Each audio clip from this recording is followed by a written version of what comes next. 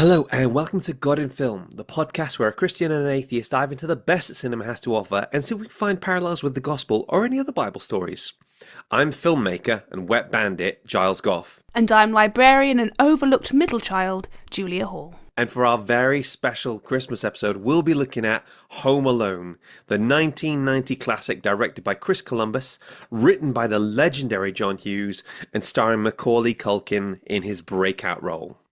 So, Julia, this film came out in 1990, so that is the year of our Lord, 1990 AD. Yeah. But that's what, like 7 years BJ before Julia? Yeah, that's about like 7-8 BJ, yeah. Yeah. So, I didn't think that through ahead of time. No, we didn't. No, I didn't. So, have you actually... Please tell me you've seen this film before. I saw this film in the year of our Lord 2025, like 4 weeks ago. I watched it like mid-November. Is it so you watched it for the podcast? Yes, yeah. Right, I wanna make a small caveat about me and like Christmas films. And I'm very picky about Christmas films. Okay. There's two and only two that I will watch religiously every year. The rest of them I'm like I can take or leave. Okay, so obviously Muppets Christmas Carol is up there with, but for me it's not officially Christmas until that happens. So for you, I'm gonna say Elf. I despise Elf. Oh, okay, all right, okay. Swing and miss there. So my two are Muppets Christmas Carol and Klaus, which I will spare you because I've raved to you about Klaus before. But for the listeners, if you've not watched Klaus, it's on Netflix. Please go and watch it because it is incredible. There is a very, very good chance we'll be doing it next year because I am running out of ideas for Christmas specials. Yes. So my Christmas film repertoire is quite small because I have like honestly just the Muppets Christmas Carol kept me going for like most of my life. So there wasn't a need for other extraneous Christmas films, hence why I have now only witnessed Home Alone as of like 3 weeks ago. Right, okay. So, I'm afraid to ask this. What did you think of it?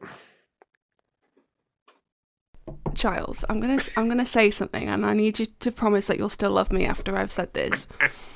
It was okay. It was mid. Okay, all right. It was mid. I truly believe that it is the spirit of millennial nostalgia that has like kept this film alive, you know, that and Poland, which I will explain in a minute. Poland is single-handedly keeping this film at its like peak of life. Fantastic. It can't quite decide if it wants to be the family at Christmas time is important. They kind of did half of Planes, Trains and Automobiles and then half of Kooky Home Invasion, but I don't think... Kooky Home Invasion. And half Die Hard for Kids, and I feel like because it was in sort of two different places, it never really cemented one or the other very well. Yeah, there's some brilliant themes, or some brilliant memes, I should say. Wow, I haven't even started drinking, and already I'm screwing my lines up. I should let you know, ladies and gentlemen, we will be drinking. This is the God in Film Christmas party, so I'm going to have my sherry now. What are you drinking there, Julia? I'm old school. I'm drinking a little bit of mead. Okay, I do like a little bit of mead at Christmas time. Nice. So this is elderflower mead. I kind of feel like Grendel's going to like burst through the doors and then you're going to have to go on a hunt to kill him. It's very Beowulf. Okay, all right. So we're going to have this. So launch it. Okay. Yes. Listen, ladies and gentlemen, things might get messy here, okay? If you want a deep, concise analysis of a film, maybe listen to one of the 91 other episodes that we've done. This is not going to be that. This is our Christmas party. We are just here for the lols, okay? We're just here for the fun. So, okay, this came out when I was about 7, right? And you have never really experienced Home Alone until you've had it described to you by a Catholic nun, okay? So I was like in school, and I don't know why, but Sister Sylvia, who was one of the nuns at our school. They were what you want for in everything in a Catholic nun. She was Irish. She was delightful. There was no violence involved whatsoever. Once she told me off for jumping in a puddle. That was as traumatic as it got, frankly. Jumping in puddles, man. Every 7-year-old's like own personal cocaine. But for some reason, Sister Sylvia was in our class, and she was telling us about this film she'd been to see, Home Alone. It was like, and her takeaway from it was, "Oh, it was wonderful."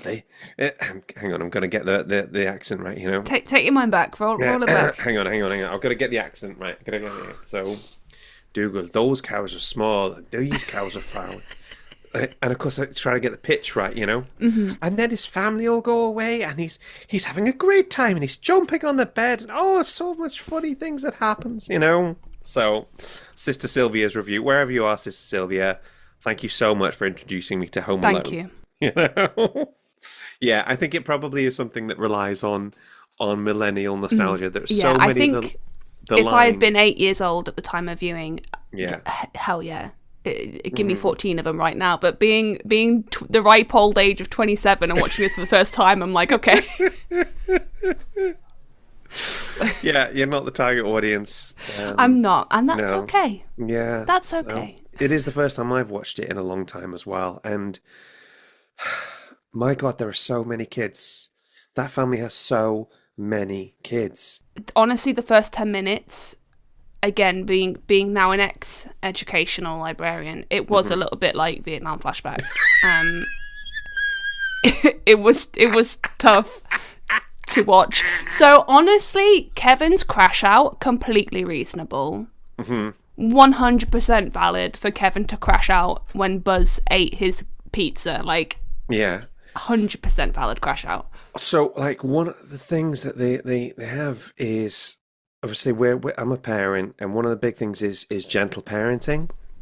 So you sit down and you try and get on their level. You say, okay, listen, buddy, we're going to try this thing. Now, I know you don't want to do this thing, but it's really important that we do, and we can do your thing afterwards, and talk me through your feelings and all this sort of stuff. And I'm like, oh my gosh, you guys would completely fail at parenting in the year of our Lord 2025, I look at the McAlisters and I think, my gosh, I bet none of your kids come to visit you.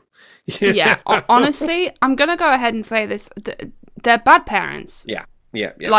I get, it's nice that then she immediately tries to get back on a plane to, go back home and ends up hitchhiking with John Candy, but it should never have happened in the first place. It's like the minimum standard, One of the things that does the rounds all the time is all the things that are wrong. Like Kevin could have gone to a neighbour's, or Kevin could have called the police and he would have been fine. But when you watch the film, you realise it's script-wise, it's really well put together as to why that couldn't happen. All his neighbours have gone on holiday. Joe Pesci's character has already dressed up as a cop, so he can't trust the police.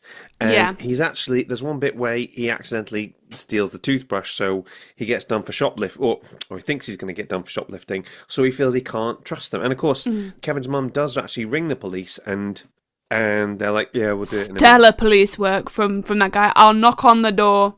Classic. No notes. That's it. Tell her to count her kids again. Yeah. Dude. Yeah. But then don't rely on your eldest to then count the rest of your children. I don't know, that's a fairly sort of standard thing, I was walking around London with when I was, for one thing, with a load of Spanish teenage boys, and you would be doing a head count constantly everywhere you were going, so, but they wouldn't always be facing the right way, so you just kind of, based on context, the count seemed entirely reasonable. There is that kid that just gets in the way for no reason. And then, But then also, why are you flying business class with all your kids stuck in economy? I could live with that, So when you have that many. Speaking as a parent, any chance to get away from them.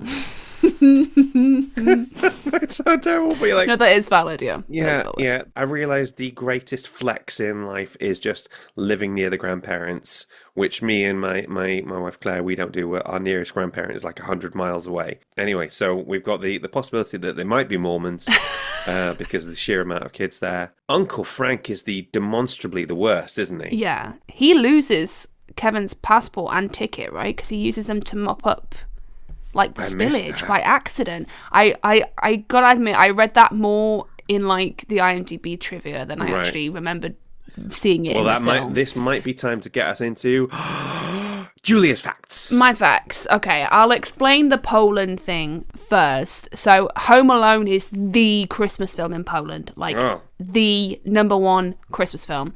So it's aired. Okay, let's toast to Home Alone in Poland. To Home Alone in Poland, or I should say Kevin Sam w domu, which is Kevin Alone in the House, is how it's known in Poland. It aired during primetime Christmas season every year since 1990. Naturally. In 2010, they scheduled not to air it in Poland, but it was broadcast after over 90,000 people protested. There was a huge movement. And when it aired in 2011, it had an audience of over 5 million, making it the most popular film aired during the Christmas season in Poland. Amazing. I love that stuff. Yeah. The film was retitled in several countries due to the original title not translating properly. So in Spanish, it translates to My Poor Little Angel.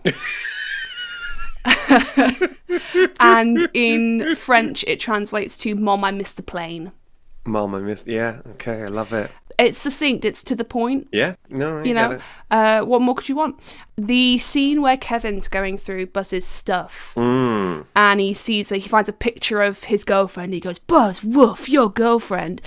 Chris Columbus thought that would be too mean if it was directed to an actual girl. So the startled looking girlfriend in the snap is actually the son of the film's art director. Right, okay. The internet can run away with that. Is Buzz secretly closeted? Who knows, man? Maybe that's why he's such an asshole. Buzz is brilliant at this. He is like the Biff Tannen of Home Alone. You know, there's that brilliant bit where he's saying, "I'm not worried. One, I'm not that lucky." Yeah. No, it's like A, I'm not that lucky. Two, he'll be fine. D, what's the trouble he going to get up to? It's just the thing I really enjoyed about this is the John Hughes-ness of it all. It's just a really well-crafted screenplay, and considering that there are so many mouths to feed, so many characters to do something for, let's take a toast to the dearly departed John Hughes. To John Hughes. Okay. Oh, so someone told me that you only really watch Home Alone for the last 20 minutes, and I get that, because that's where most of the wet banditry, booby trapness occurs, right? Yeah. Pretty much all of that is done with practical effects. So the BB gun to the forehead earlier is a CGI bullet, but everything else is is practical effects. So the scene where Harry's head gets set on fire with a blowtorch is not achieved with any CGI. It's a special technique known as Pepper's Ghost. So you have a pane of glass placed at a 45-degree angle and a blowtorch, again at a 45-degree angle, in a darkened area off-screen, blowing the actual flame onto like a fake head. Okay. So that the flame visible on screen is the reflection of the flame on the pane of glass. Love it. Which I thought was fantastic. And then my last fact, I've got kind of a 2-for-1 in that this film is the culprit of a few new nouns. So Troy Brown, who stunt doubled for Joe Pesci, he originated a type of stunt fall which is now referred to as a Home Alone. So because of the lack of special effects, as I mentioned, and sort of the lack of pads built into the sets, there was quite a lot of pressure to get things right and good on the first take. Yeah. So the scene in question, which is when Harry falls down the icy stairs, it's sort of the start of the sequence, Brown just launched himself, in his words, as far and as high as he could. Okay. So now, according to the director of photography, Julia Macat, he explained on an episode of The Movies That Made Us, quote, "Now when someone does a fall, they get a lot of air and they land on their back, they call it the Home Alone." Similarly, the unexpected success of Home Alone contributed to a new phrase in the Hollywood lexicon, which is to be Home Alone, originating from other films that suffered at the box office because of the Home Alone's long and successful run. So, in context, my picture only did 40, but it would have done 50 if it hadn't been Home Alone. Oh, wow, that's brilliant. So, That's my last little fact. You gotta love it when There you stuff go. gets turned into a verb. That's fantastic. Yes, verb. Noun, verb, a word. I could just- There you go. Fantastic. That's Thank you for my that, job Julia. done. Now I get to sit back Love it, love it. Okay. and let you do all the hard work. Just a quick reminder that if you would like to stay on the air and ad-free, you can go to www.patreon.com/God in Film Podcast and sign up to our Bishop Waller-Bridge tier, where you can check out additional interviews and special bonus episodes like our God in U2 and God in Gaming episodes. And if you're a bit strapped for cash and want to support us without spending any money, then leave us a 5-star review on Spotify, Apple Podcasts, Facebook, Podbean, or wherever you're listening to this. It makes a huge difference in pointing towards people towards the show and gives me just a tiny little crumb of validation, which will keep me going for so long. So please just leave us a review, guys. That's the only Christmas present I want from you guys this year. Now, it's time for Finding the Faith in the Film. Ba-ba! Well, Julia, I mean, I think the faith parallels are pretty clear here. I think in many ways, I think they kind of speak for themselves, you know? It's okay to throw irons at people's heads if they come into your house. That's in the Bible, right? That's. Didn't Jesus flip some tables one time? Jesus said, if somebody throws an iron at your face, turn the other cheek.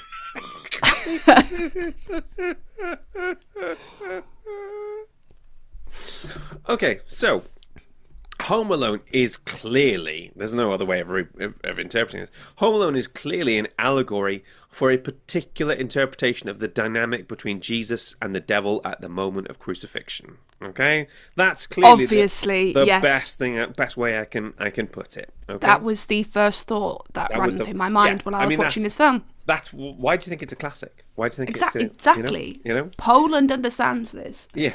So, the interpretation of the thieves is clearly Bible inspired, as Jesus says in John chapter 10, verse 10. He says, "The thief comes only to steal and kill and destroy.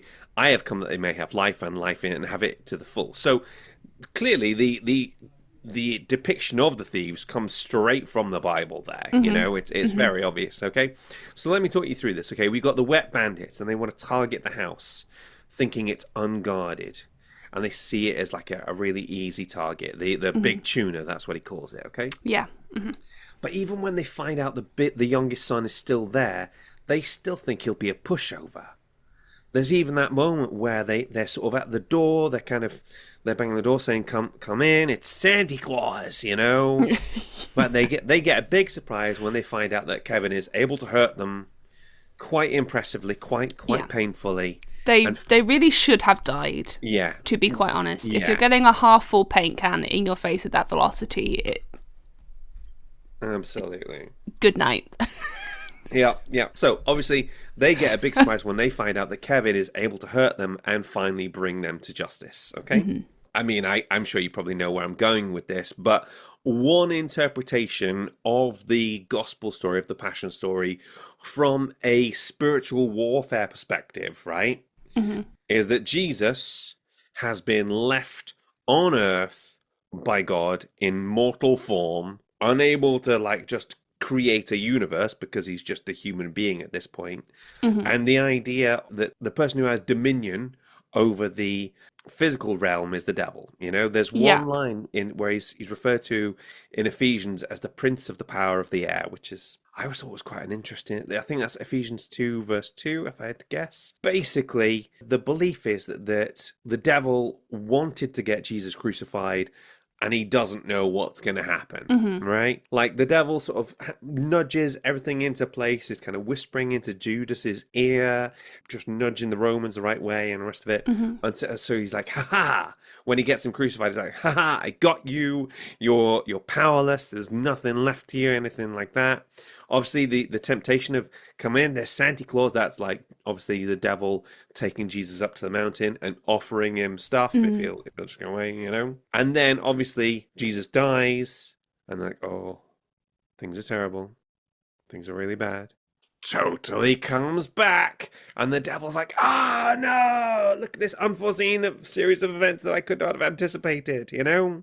And because you get the salvation, the devil now is defeated, and it's all totally awesome as a result. I don't know if you've ever seen The Passion of the Christ, but that's kind of what's going on in Mel Gibson's version of the Passion story. You know, you got the devil there in his like white skinless thing in his black robes. He's kind of whispering into Jesus' ear, saying, "You'll never succeed, never, never." And then he like screams with joy at the moment of crucifixion. So yeah, clearly, like I say, it speaks for itself in terms of. I don't think there's any other way you could possibly interpret this, really. No, definitely not about the importance of reconciliation and forgiveness at Christmas time. No, I don't think that's relevant. No, not even a little bit, you know. I have to say, it is a contested interpretation because this is one of those concepts that I think I grew up with when I became a Christian in my Pentecostal, slightly fundamentalist, not quite a cult, but not flipping far off church in Bangor. This was one of the interpretations I heard of.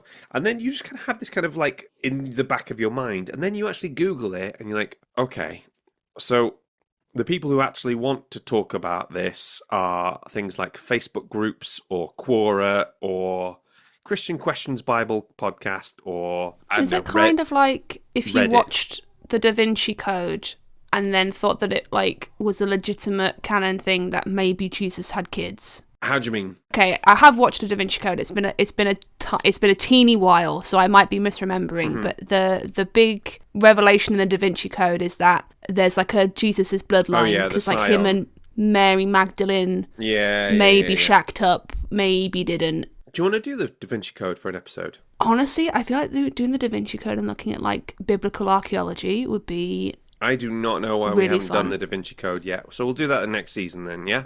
Da Vinci Code, boom, done. Yeah. Hell yeah. Like I say, this is a contested interpretation, and it, as a general rule of thumb, if you Google something and N.T. Wright or the Bible Project have said nothing about it, it ain't worth knowing. You're like, oh, maybe this wasn't such a good thing to go for. But there we go. That is clearly the only way you can possibly see this. So that wraps up the Finding the Faith in the Film section for you. Amazing. Kevin as Jesus. Kevin is basically taking Jesus is basically taking a blowtorch to the devil's face with this whole thing, you know? So there's only one way to see it there. Now, as part of our sort of God in Film podcast Christmas party, it is time for presents. Yay! Okay, so I'm very excited. Julia and I have mailed each other some presents. We have. I'm opening the box for the first time. Yes! So one of those things you knew was going to be in there already because it was promised to you. So, this is Star Trek and Sacred Ground. Explorations of Star Trek, Religion and American Culture. This looks like so my jam. It's like a bunch of essays, so it's not all the same person throughout. No, dude, which is nice, so you'll get like lots of different perspectives. University of Birmingham Information Services. Yes, it has been officially withdrawn. I did not steal this. That is okay. So it's 1999, so that takes us up to like Deep Space Nine. I think Voyager wasn't even finished by the time this book came out then. Okay, all right. I am so looking forward to this. Okay, so I've got one present. Now, I want you to open your presents in a certain order. Oh, okay. So can you hold them up because they're both rectangular? Right, hang on. Because I as instructed on the box, I have not opened the postage box yet. So we shall. You wrapped this thing really well, by the way. Oh my goodness! So I have a cute one with music notes on it, and is that right? Is that the little love heart? Yeah. So Riley helped me wrap these, and he drew a little love heart on both of them. Okay. Oh my god! Okay, and then I have that, and then I have the big red one. This might need a bit of context and a bit of explanation. So open the big red one first. Big red one first. Okay. Ooh. Oh my god, there we go. So it's a copy of the Message Bible in the contemporary language in large print because I am very blind. Okay, so like I needed to give some context to this.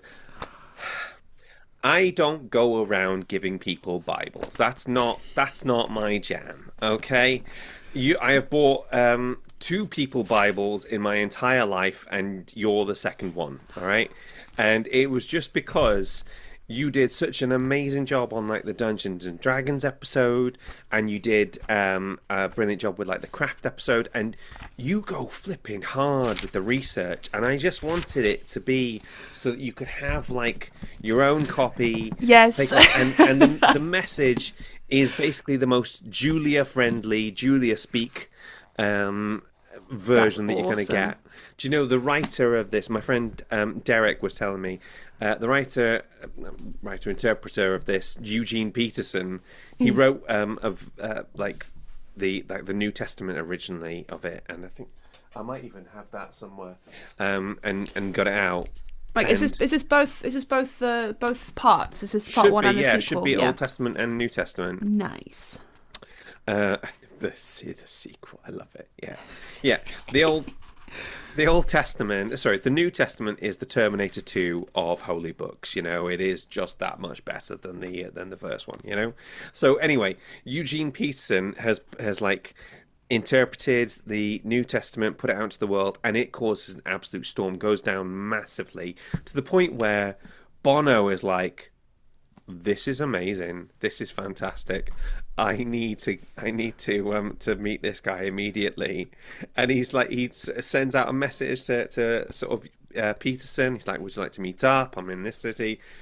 And Peterson says no. He turns Bono down, and it's not because he doesn't like Bono. It's because, as he put it, it's like, it was Isaiah. I was in the middle of interpreting Isaiah. And I thought, for somebody who probably gets like smack bang, really caught up in the middle of like an academic thing, I thought you would appreciate that thing. I can't stop now. I just can't. There was like one moment in, I forget which it might have been Andor, where Bible Gateway was down. For like 2 days, and I was like, I'm lost, because we have the only Bible we had in the house was like, you know, the little red Gideon Bibles that you find stashed in hotel rooms everywhere that are like, they're awful. They're not like, let's put it this way, like, how can I put it? Your Gideon Bible is like your break in case of emergency Bible. It's the one you've got to have on you if things get real and you want to, things are going down, you know. So I wanted you to have your own copy. Natalie has another copy of the message that I gave to her, because I thought she's an RE or RS teacher. That's going to be useful. There's only one proviso that I'm going to give to you with it. Okay. I don't want you to treat that book with any respect. I want you to be leaving notes, highlighting it. Like, feel free to put like sticky notes in at the side to sort of draw attention to stuff. It is nice thick sort of paper. You can sort of like scribble with your pencil thing. Just make it a working document rather than something that has to be revered. Is that okay? That is absolutely fine with me. That is really cool. My Bible, I don't know where it is now. It is okay. It's not strictly stolen. Liberated, but my group leader lent it to me, and that was in the year of our Lord 2009. I've never given it back. It's like a bit of rain damage. It's on extended loan. Yeah, extended loan. Exactly. It's fine. Okay, I'm going to open my present now. Your surprise present. I'm so looking forward to this. I've got.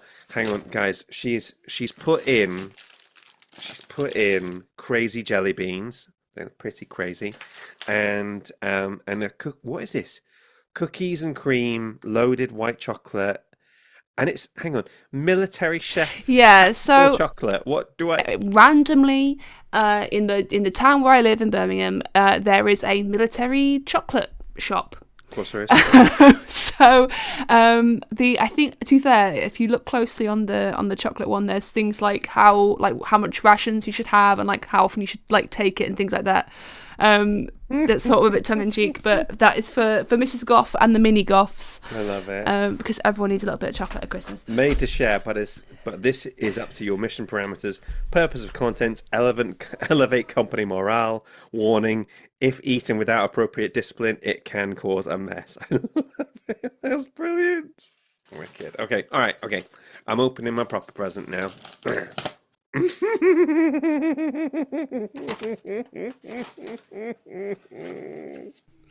Ladies and gentlemen, Julia has bought me a camera lens mug, which is gorgeous. Oh, the lid is see-through. Is it actually? That's amazing. That looks looks really like... Oh, that's crazy. That actually does look like a camera lens. That's so Okay, cool. all right. I have a confession to make. I've already got one of these. No! Well, I've already got one of these, but I do not have the transparent lens, right? Okay, The transparent yeah. lid, sorry. So this is I leave this, the one I had before that's my work mug. So it gets left at work, so that way everybody knows not to touch that because that's Giles's mug. But thing is, people do think occasionally that I have left a full-on, like, expensive camera lens on the sideboard in the staff kitchen, you know? So, yeah, it's pretty cool. Okay, it is time for you to open your other present now. And this is purely for the lols. Is this also a mug? It is also a mug, yeah. Oh my god, yes, amazing. It is a bright yellow mug with Kiss the Librarian written on it in big capital letters. Is this appropriate to take to work? Definitely, Like 100%. But do you recognise where it's from? Oh, of course, it's Giles's mug. It's Well, I mean, it's Giles's yours. mug. It's not. It's Giles's mug. Oh my god, yes, of course. Passions is on. I'm gonna go watch Passions and get a straw. So I can drink my blood out of this. In Buffy the Vampire Slayer, when they've got Spike tied up in Giles's bath in season 4, they are getting Spike to drink blood out of a mug, and I thought because it works on 2 levels. Because A, you're a Buffy fan, and B, you're a librarian. I'm actually a librarian. I saw I'm that. I obsessed. was like, that was the entire premise for the entire thing, you know? So, It's beautiful. so there we go, ladies and gentlemen. If you are still listening, I have no idea why at this point, frankly. After 91, 92 episodes, we just decided to go fully self-indulgent on this one. Yeah. If you have been, thank you so much for listening. Keep an eye out for my short film, The Shepherd, written, directed, and starring me. It's yet another take on the Nativity story, and I'm actually really proud of this one. I think this one's going to be really great. I will share it on all the God in Film socials and give you a chance to enjoy it there. Let me just see something. Oh, we could not finish this episode without giving a quick shout out to our patrons. Sarah Cooper, Jonathan Wattis, James Pittard, Simon Sella, Sarah Cooper, Phil Coleman, Lance Kane, and one Natalie Faye Miniker. Thank you so much, guys, Thank for you. supporting us in any way, shape, or form. Merry Christmas. Julia, have you had a good time? I've had such a fun time. I'm obsessed with this mug now. Truly obsessed with this mug. I love it. It's Christmas. It is Christmas. It is Christmas. Merry Christmas. Thank you so much. Merry Christmas, everyone. Yeah, God bless us, everyone. Everyone. And Tiny Tim, who did not die. Awesome. Okay, ladies and gentlemen, we will see you in the new year. I don't know when the new series is going to be, but I'm pretty sure you're going to get it within the next few months. So you have a great time. Have a Merry Christmas. Love from all of us here at God in Film Towers. Bye. Bye-bye. God in Film is hosted and created by Giles Goff. That's me. Mixing and editing by Giles. Our logo was designed by Julie Walsh. And our theme tune was composed by Rick Lee. Waffle editing by Natalie Miniker. Please rate and review. Please give us 5 stars because that's a nice thing to do.